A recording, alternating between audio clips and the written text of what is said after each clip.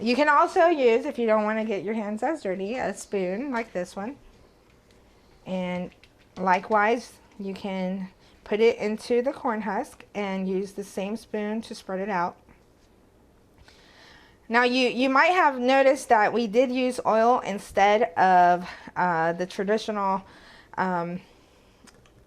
lard that's used. The reason is, you know, my mom does want to watch calories, and she's learned to do them this way. If you do choose to use lard, you know, that is an option. But usually the lard is a lot more caloric in value. So this will give you just as good of a taste with fewer calories. Now, as you can see, it is becoming a little difficult for the spoon to maintain the masa. So you might use your hands to help out regardless. ¿Qué de grueso dejaré la masa aquí, mami? Así como está haciendo está bien. Okay.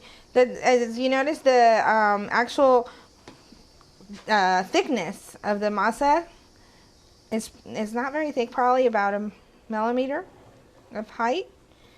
And you just mix it throughout the leaf, the corn husk, and then just grab enough chicken or whatever meat you just decided to use.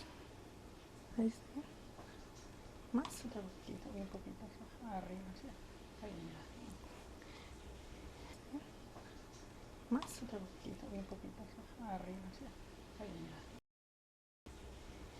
And then you roll it up, and it is okay like that.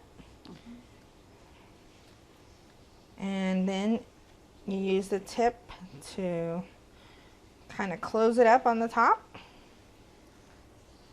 And so you start making all the different tamales with the masa that you provided. And so you'll get them about 125 with the 4 pounds of masa mix that we talked about.